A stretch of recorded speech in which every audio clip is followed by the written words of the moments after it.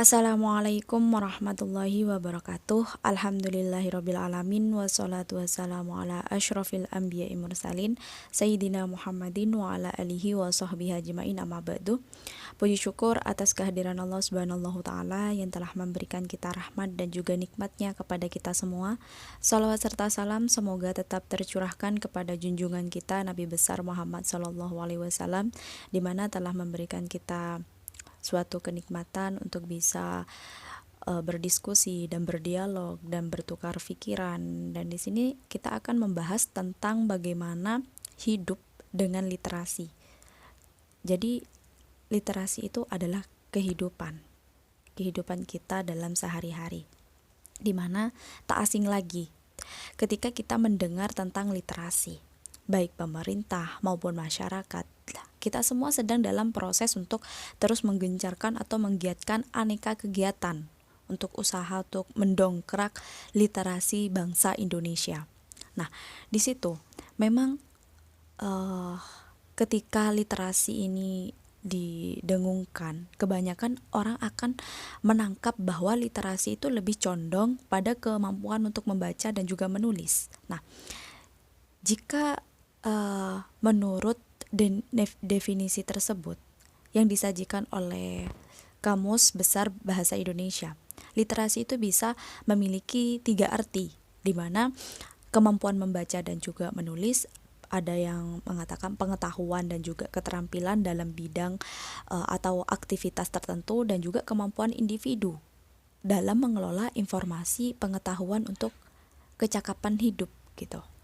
Nah, dalam hal ini ternyata cakupan literasi itu lebih luas lagi gitu. Nah, bisa mencakup literasi budaya, literasi sains, literasi media, literasi ekonomi, sampai ke literasi bahasa dan juga sastra. Nah, selain jenis-jenis literasi tersebut, kita perlu mempertimbangkan satu literasi lagi. Ya, kemungkinan jarang disebutkan atau kurang disadari, yaitu literasi hidup, di mana dalam menjalankan kehidupan kita sehari-hari, kita memerlukan kemampuan atau keterampilan untuk hidup. Nah, tidak sekedar baik untuk menurut kepentingan diri gitu, tetapi baik dalam standar yang seharusnya, yang sesuai dengan nilai-nilai yang kita yakini gitu. Literasi hidup itu bisa terkait tentang kemampuan, terus mengatur waktu, relasi, kegiatan kerohanian, pekerjaan, dan keuangan, pikiran, percakapan, dan juga masalah. Dan setiap orang seharusnya berurusan dengan hal-hal ini gitu. Jadi kehidupan kita sehari-hari itu adalah literasi. Nah, mau tidak mau sebenarnya kita memang butuh keterampilan untuk bisa hidup dengan baik. Nah, hanya seringnya kita kurang menyadari bahwa dalam setiap aspek hidup itu kita membutuhkan keterampilan yang baik gitu dalam pengelolaannya. Nah, yang pertama itu mungkin waktu. Waktu itu apakah kita sudah memanfaatkan waktu kita itu dengan sebenar-benarnya, memanfaatkan waktu dengan bijak. Nah, saat bekerja kemungkinan besar itu memang kita akan menggunakan waktu untuk bekerja dan juga menghasilkan sesuatu. Tapi bagaimana dengan waktu-waktu kesendirian kita? Sebagai contoh, ketika kita bersantai atau beristirahat, nah sudahlah, gimana ya, kita itu apa yang harus kita kerjakan gitu, sudahkah kita memanfaatkannya secara berkualitas? Nah, menikmati istirahat dengan bersyukur atau sedikit merefleksikan perjalanan hidup dalam sehari yang sudah kita lalui gitu, atau bisa juga dengan menentukan pelajaran penting atau berharga apa yang hari ini kita temukan dan patut untuk kita aplikasikan ke lingkungan kita sekitar. Nah, sudahkah? Atau jika belum, ya cobalah gitu. Nah, yang kedua itu relasi, di mana apakah kita sudah memiliki banyak relasi? Apakah semua atau sebagian besar dari relasi itu berkualitas? Atau malah relasi yang berkurang baik gitu, atau ya kurang baik lah gitu. Ya baik kita tabur atau baik yang kita tuai, kita perlu kecakapan dalam berelasi gitu. Selain memiliki simpati, empati, dan juga motivasi, kita memerlukan keterampilan pendukung lainnya gitu, supaya bisa berelasi dengan baik gitu. Kita perlu memiliki keterampilan membuka diri atau mendengarkan atau memahami, menerima perbedaan atau mengutarakan maksud atau minat teguran dan juga nasihat dan lain-lainnya. Apakah kita selalu memiliki tema baru dalam kurun waktu yang dekat yang sudah kita targetkan gitu, yang sudah kita targetkan sebelumnya. Nah, jika sudah lama kita tidak memiliki teman baru, kita harus lebih perhatian lagi dengan literasi hidup kita, bagian relasi ini gitu. Yang ketiga, itu tentang kerohanian, di mana apakah hal ini menjadi prioritas kita dalam setiap hari? Menurut saya, seharusnya ya tidak dimungkirilah bahwa kekuatan dalam kegembiraan kita, dalam menjalani sehari-hari, itu datang dari kehidupan rohani yang sehat, gitu. Jadi dari yang tekstual kepada yang kontekstual, pertanyaan yang bertujuan untuk memperjelaskan standar yang digunakan pemerintah sekarang. Sehingga dalam setiap program atau gerakan literasi, sebuah pesan atau pencapaian positif gitu dapat disampaikan. Ya, apabila kita terbaca kepada pelaksanaan gerakan literasi selama ini, maka dapat disimpulkan bahwa standar diharapkan hanyalah selama dalam praktik kegiatan gitu. Ya, literasi yang terdokumentasi itu sudah cukup gitu. Atau praktiknya dapat sesederhana kegiatan dalam membaca 5 menit di dalam kelas, hingga festival guru atau menulis atau kegiatan murid dalam menulis gitu. Nah, kesimpulan ini bukan tanpa refleksi mendalam. Tidak usah ambil hasil dari PAAC 2012 ketika kurang dari 1% respon dari Indonesia Jakarta yang mampu melakukan praktik kompilasi yang atau telaah atau interpretasi atau sintesi ragam teks gitu. Nah, bahwa Festival Literasi ASEAN di 2017 dengan para sastrawati atau sastrawan penggiatan di Jakarta itu mampu mengangkat tema mendalam seperti radikalisasi, sementara festival di literasi sekolah itu sekolah itu nasional, itu bergerak dalam semangat dalam membaca tanpa membawa nilai moral apapun gitu. Seharusnya sudah menimbulkan percik penasaran. Nah, jadi implikasi dari gerakan literasi itu hanya berorientasi praktis literasi belaka, tanpa kehadiran sebuah konsep atau nilai sebagai fondasi atau visi misi dari pembingkaian. Jadi tidak ada standar kualitas yang dikenakan kepada literatur yang digunakan gitu sebagai objek praktik atau praktik nilai standar gitu dapat diakomodasikan dalam jangka pendek gitu, atau dengan mempertimbangkan bahwa belum ada satu dasawarsa gerakan literasi yang digalakkan gitu. Tapi dalam jangka panjang, ketiadaan standar terhadap literasi sasaran berpotensi itu memunculkan rantai akibat yang mengerikan gitu. Nah, mungkin tidak ada yang menganggap ketika 20 tahun yang 20 tahun lalu Taufik Ismail itu mengobarkan tanda bahwa bahaya ada jenjang SMU murid-murid tidak membaca karya sastra. Bahkan ketika sekitar 1 dasawarsa lalu itu ada penggiat literasi Satria Dharma atau psikolog, pedagog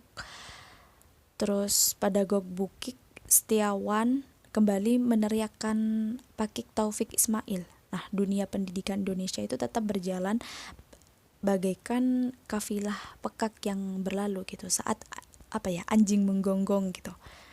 Namun mendadak belum ada triwulan atau publik nasional dikejutkan fakta bahwa di kampus garda depan ilmu keguruan nasional itu sudah mengakar kuat praktik korupsi, baik korupsi tingkat keluarga atau lewat praktik nepotisme.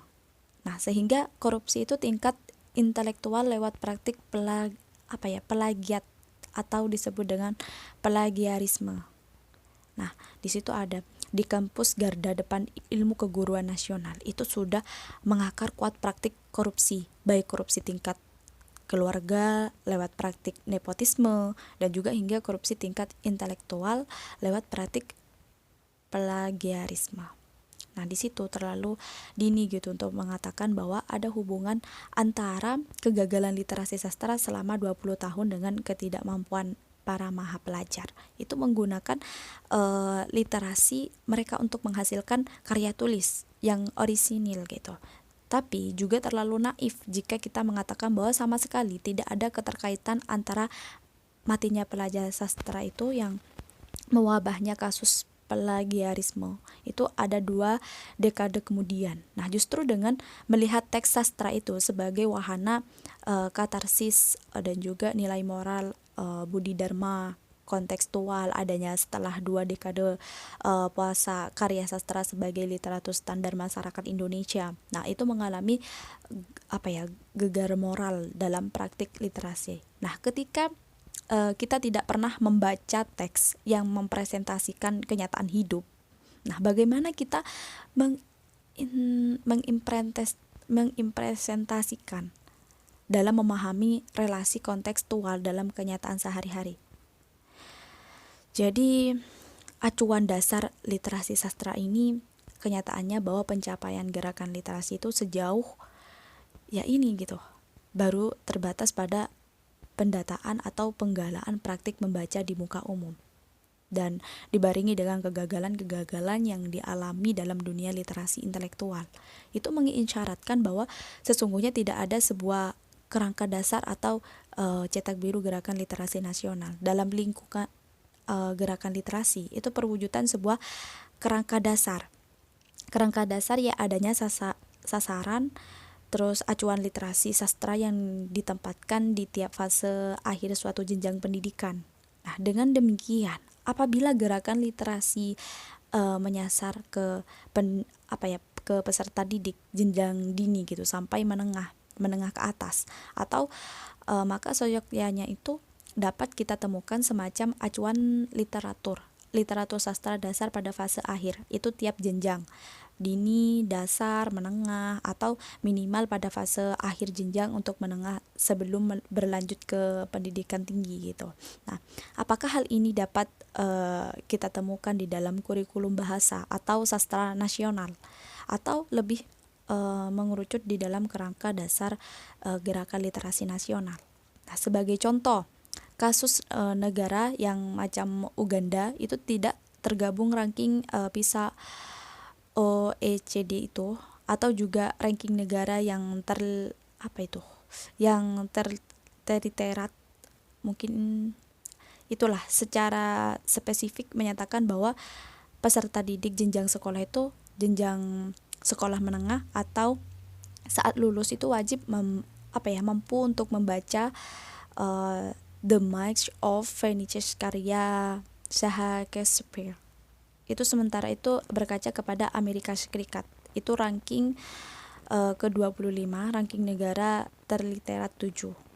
Di situ khususnya Departemen Pendidikan yang California itu laman darinya itu secara khusus menyediakan katalog dan judul karya sastra yang berbasis umur, kelas, atau bahkan bahasa pengantar yang mulai dari Rusia hingga ke Vietnam gitu. Nah, refleksi itu paling kontekstual mungkin dapat mengacu kepada pengakuan wartawan, sastrawan atau sastrawan Triyanto Triwikromo itu mungkin saya lupa, atau bahkan beliau yang menginjak jenjang SPG di SPG 1 setara SMU kelas 1 ya, beliau itu telah akrab dengan Pangeran Kecil karya Saint-Exupéry. Di situ ada Metamorfosis karya Franz Kafka kalau nggak salah, dan Ziarah beserta Kering Iwan Simatupang juga. Itu berkaca dari tulisan di atas. Nah, jika gerakan literasi nasional itu memang hanya mengincar praktik-praktik dasar dalam macam membaca bersama atau baru mampu membuat guru itu mengajak gitu, atau muridnya membaca kisah bahwa Majapahit itu bukan warisan Nusantara atau atau Marx itu pencetus kapitalisme. Nah, jadi apa tidak lebih sangkil gitu bahwa intelektual literasi itu tekun teliti merancang acuan dasar gitu. Jadi literatur sastra itu perlu digunakan dalam kurikulum bahasa Indonesia gitu, daripada gembar-gembor mempopulerkan gerakan literasi gitu. Nah, dengan latar belakang pelaksanaan gerakan literasi nasional itu sejak 2 tahun ke belakang, itu seyogyanya kita naik kelas, bukan hanya nyaman menikmati tataran membaca, namun juga mempertanyakan gitu, menelaah atau membingkai ulang alasan kita untuk membaca suatu buku. Dan syukur-syukur literasi sastra itu bisa berkembang dan juga maju gitu. Nah, jadi buku itu tidak hanya sekedar jendela dunia untuk melihat keindahan di balik itu gitu. Perlu ada kunci gitu untuk membukanya, yaitu membaca. Jadi literasi itu memang menjadi topik besar di dunia ini, di dunia pendidikan Indonesia saat ini. Literasi itu dapat diartikan sebagai kemampuan membaca dan juga menulis. Jadi dalam dunia pendidikan, literasi itu jarang digunakan. Yang sering digunakan itu istilah pengajaran bahasa atau pembelajaran bahasa. Bahkan dalam kamus besar bahasa Indonesia, itu kata literasi itu tidak ada.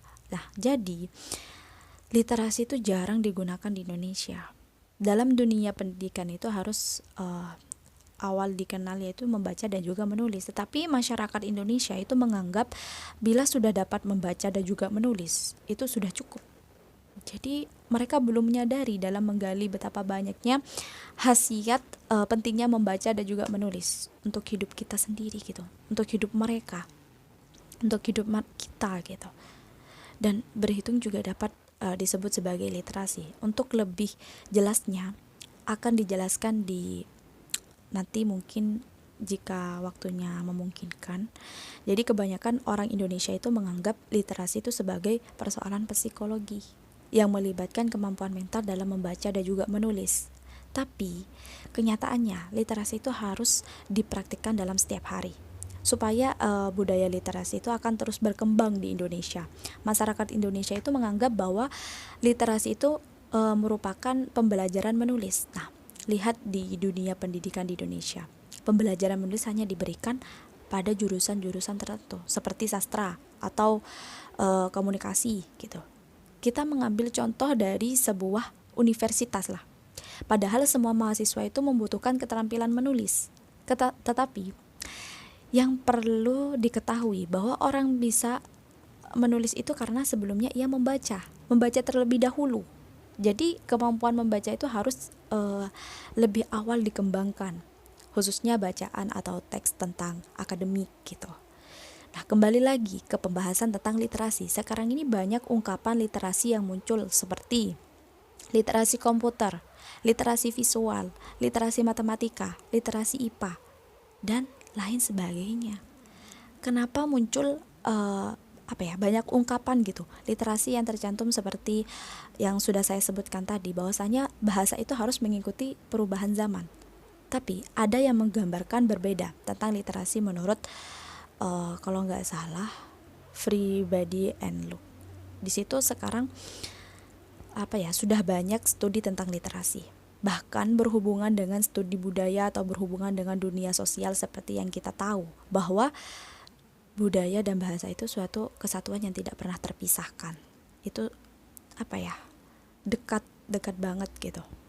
Semakin tinggi literasi di suatu negara, maka semakin bagus budaya di negara tersebut. Contohnya, jika negara yang memiliki literasi yang tinggi itu dapat menjadikan lingkungannya itu indah, terbebas dari sampah dan juga nyaman. Nah, dengan adanya ciri lingkungan seperti itu terbentuk karena adanya apresiasi masyarakat sosial yang baik, masyarakat yang mampu bekerja satu sama lain, dan itu membuktikan hubungan antar literasi, budaya dan juga dunia sosial. Literasi itu memiliki 7 dimensi yang saling berkaitan.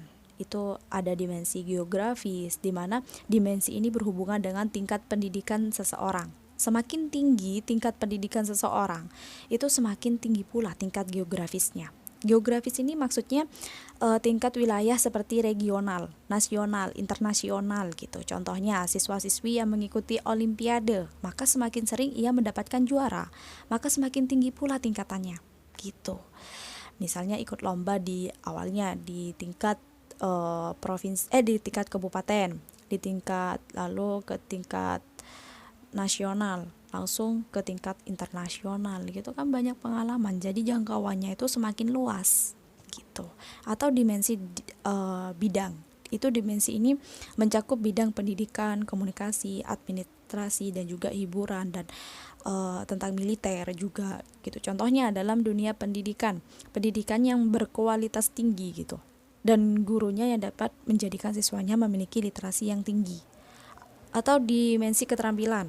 Nah, di situ keterampilan maksudnya itu keterampilan dalam menulis, membaca, berhitung, dan juga berbicara. Jadi jangan mengartikan bahwa literasi itu mencakup membaca dan juga menulis saja, karena pada hakikatnya berhitung dalam dan membaca itu juga merupakan literasi. Orang bisa berhitung dan berbicara karena adanya bahasa gitu. Dan selanjutnya ada dimensi fungsi, di mana orang yang mempunyai literasi yang tinggi akan mampu melakukan fungsi-fungsi di dalam kehidupan. Contohnya dapat memecahkan permasalahan dan mencapai tujuan hidupnya, dan mengembangkan potensi-potensi dalam dirinya juga. Dan selanjutnya ada dimensi media, di mana di zaman yang diperkaya akan ilmu pengetahuan dan juga teknologi iptek, itu manusia harus mampu mengelola iptek dengan baik gitu. Bukan hanya bisa menulis, membaca lewat buku gitu, enggak, atau tulisan saja gitu, enggak.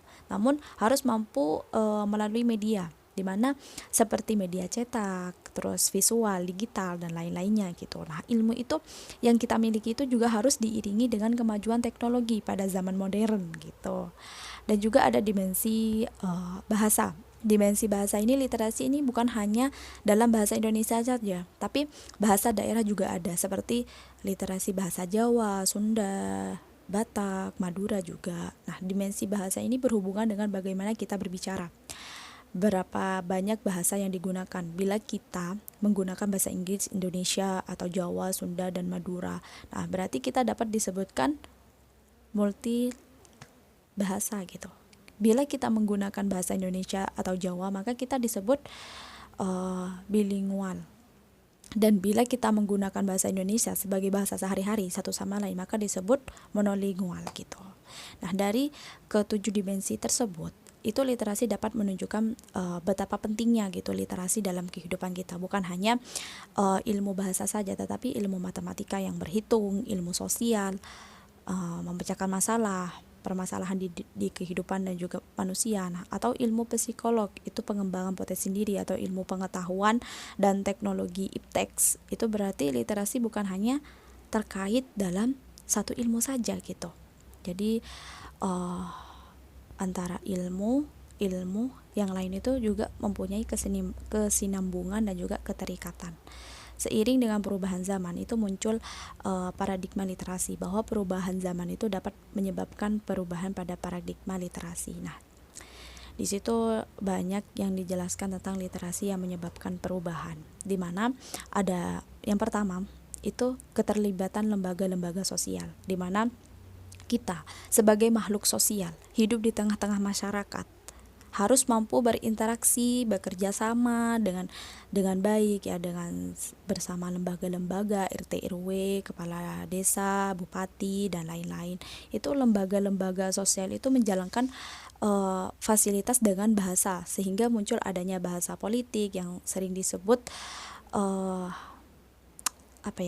oleh rakyat gitu. Nah, politik di Indonesia itu memiliki ideologi yang tertulis maupun tidak tertulis, yaitu yang dikte gitu oleh lingkungan sosial politiknya. Lingkungan itu sangat berpengaruh terhadap bahasa politik dalam lembaga-lembaga gitu, dan lembaga sosialnya gitu. Nah, yang kedua ada tingkat kefasihan relatif, di mana literasi itu juga melibatkan kefasihan dalam berkomunikasi dan berinteraksi dengan orang lain gitu. Perlu fasih dalam berbahasa. Bila berbahasa itu tidak fasih, maka lawan kita yang diajak bicara itu merasa kebingungan dengan apa yang kita bicarakan. Nah, kefasihan itu diperlukan untuk memainkan peran fungsional atau setiap interaksi dengan peran fungsional dalam kehidupan sehari-hari. Untuk tingkat kefasihan relatif yaitu ya fungsi dalam komunikasi gitu. Nah, yang ketiga ada pengembangan potensi diri dan pengetahuan gitu. Nah, setiap orang itu pasti memiliki potensi dalam dirinya. Potensi itu dapat dikembangkan ya oleh diri kita sendiri ya, serta dorongan literasi yang membantu mengembangkan potensi dalam diri kita. Contohnya literasi dalam menulis itu seorang memiliki kemampuan atau potensi dalam menulis. Nah, literasi ini mampu membantu mengembangkan potensi menulis dengan memproduksi ilmu pengetahuan. Dengan adanya ilmu pengetahuan itu mampu mengembangkan potensi menulis. Nah, yang keempat itu ada standar dunia, di mana sekarang ini semua yang berkaitan dengan dunia pendidikan khususnya dalam mengevaluasi pasti menunjukkan pada tingkat internasional. Nah, kita merujuk pada dunia internasional. Maka kita akan mengetahui sejauh mana kita dapat bersaing dengan dunia luar gitu. Dapat diibaratkan bila kita bersaing dengan orang ya di luar negeri gitu. Nah, maka kita akan mengetahui kelemahan kita. Melainkan bila kita bersaing dengan orang yang biasa saja, maka kita tidak akan mengalami kemajuan gitu. Itu kuncinya. Jadi begitu pula dengan literasi melalui PILRS dan PISA dan tim SS juga dapat mengukur hasil-hasil evaluasi dan juga literasi tingkat internasional gitu. Di antaranya itu seperti ilmu pengetahuan yang diujikan dalam matematika, bahasa, ilmu pengetahuan alam gitu. Nah, yang kelima itu warga masyarakat yang demokratis. Nah, saat ini Indonesia menganut paham demokrasi di mana dalam demokrasi